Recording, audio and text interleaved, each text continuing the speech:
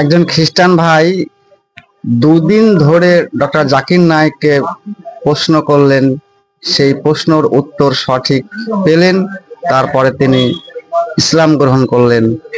আসুন, সে দুদিন ধরে কি কি প্রশ্ন ডক্টর জাকির নায়েককে করেছিল, যা প্রশ্নের উত্তর নিতে দুদিন ধরে সময় লেগেছিল ডক্টর জাকির নায়েকের।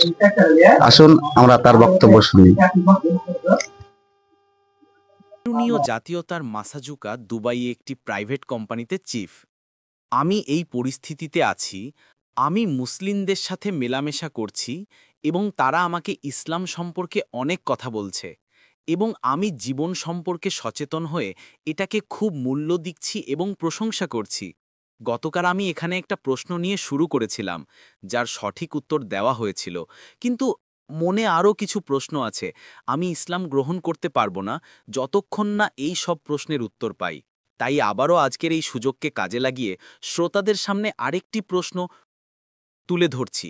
এরপর আমি আমার ইচ্ছা এবং ইসলাম সম্পর্কে আমার দৃষ্টিভঙ্গি ঘোষণা করব। আমার প্রশ্ন এই: ধরুন আপনি একটা কোম্পানিতে যান, একটা নতুন গাড়ি কিনলেন, গাড়িটা রাস্তায় নিয়ে গেলেন এবং দেখলেন গাড়িতে কিছু একটা নেই, যেমন হর্ন। আপনি আবিষ্কার করলেন এটা নেই। আপনার মনে কি ভাবেন? কোম্পানি কি হর্ন লাগায়নি, নাকি কিছু হয়েছে যে হর্নটা হারিয়ে গেছে, বা কি? আমি জানি না। এটাকে পৃথিবীর সাথে তুলনা করে বলতে চাই, আমি জিজ্ঞাসা করছি, এই পৃথিবীটা যিনি সৃষ্টি করেছেন, সর্বশক্তিমান আল্লাহ, যিনি এত শক্তিশালী এবং সবচেয়ে বুদ্ধিমান সত্তা, তিনি পৃথিবী সৃষ্টি করেছেন। আমরা এতে এসেছি এবং আজকে শান্তি খুঁজছি। শান্তি, শান্তি, শান্তি। এই শান্তি কোথায় গেল? যখন পৃথিবী সৃষ্টি করেছেন সবচেয়ে বুদ্ধিমান সত্তা, তাহলে কি তিনি কোথাও ভুল করেছেন? নাকি আমরা এমন কিছু খুঁজছি যা তিনি তার পৃথিবীতে রাখতে চাননি? ধন্যবাদ। ভাই একটা ভালো প্রশ্ন করেছেন এবং গাড়ির উদাহরণ দিয়েছেন। যদি আপনি নতুন গাড়ি কেনেন এবং দেখেন হর্ন নেই, তাহলে কি এই তুলনায় কিছু ভুল আছে? তিনি বলছেন আজকের পৃথিবীতে কোনো শান্তি নেই, সবাই শান্তি খুঁজছে। তাহলে কি সর্বশক্তিমান আল্লাহ শান্তি সৃষ্টি করেছেন, নাকি মানুষের জন্য শান্তি চাননি? ভাই একটা খুব ভালো প্রশ্ন করেছেন। আমি গাড়ির উদাহরণ দেব। আপনি জানেন নতুন BMW গাড়ি, সর্বশেষ মডেল 2012 উঁচু মডেল 7 সিরিজ বা এমনকি মার্সিডিজ, এটা সত্যি ঘটনা। একবার আমি আমার বন্ধুর সাথে ভ্রমণে গিয়েছিলাম। তিনি তার বন্ধুকে বললেন আমার গাড়ি পার্ক করো। যখন সে গাড়িতে গেল, সে বলল ইগনিশন কি পাচ্ছি না। তাই সে আমার বন্ধুকে ফোন করে জিজ্ঞাসা করলো ইগনিশন কি এর গর্ত কোথায়। নতুন গাড়িতে ইগনিশন গর্ত থাকে না, এটা সর্বশেষ প্রযুক্তি। কিটা গাড়ির কাছে এলে সক্রিয়ভাবে চিনতে পারে, বোতাম চাপলেই চালু হয়। যদি আপনি পুরনো ধারণায় থাকেন, তাহলে বুঝতে পারবেন না যে নতুন গাড়িতে ইগনিশন কি এর গর্ত দরকার নেই, এটা স্বয়ংক্রিয়। আপনি এমন কিছু খুঁজছেন যা খুব কাছেই আছে, কিন্তু আপনি বুঝতে পারছেন না, কারণ জানেন না। আল্লাহ সুবহানাহু ওয়া তাআলা শান্তির মূল উৎস হলেন আসসালাম। আল্লাহ সুবহানাহু ওয়া তাআলা স্রষ্টা, তিনি শান্তির প্রধান উৎস। যদি আপনি স্রষ্টাকে না বোঝেন, তাহলে কখনো সত্যিকারের শান্তির কাছে আসতে পারবেন না। বিভিন্ন ধরনের শান্তি আছে। কেউ কেউ মনে করেন বিলাসিতা, সুবিধা পেলে শান্তি পাওয়া যায়, এগুলো সব সাময়িক শান্তি, সত্যিকারের শান্তি নয়। সত্যিকারের শান্তি হলো হৃদয়ের শান্তি, মনের শান্তি, আত্মার শান্তি।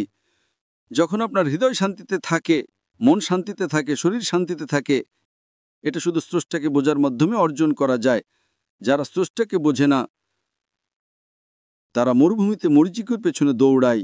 মরুভূমিতে গেলে মরীচিকা দেখা যায়, আমরা তার পেছনে দৌড়াই, কারণ বুঝি না। স্রষ্টাকে বোঝার জন্য আগে নির্দেশিকা ম্যানুয়াল দরকার। আপনি সর্বশেষ BMW নির্দেশিকা ম্যানুয়াল পড়েননি, তাই ইগনিশন কি খুঁজছেন, হর্ন খুঁজছেন। ম্যানুয়াল পড়লে হর্ন পাবেন, ইগনিশন কি এর গর্ত পাবেন এবং শান্তিও পাবেন।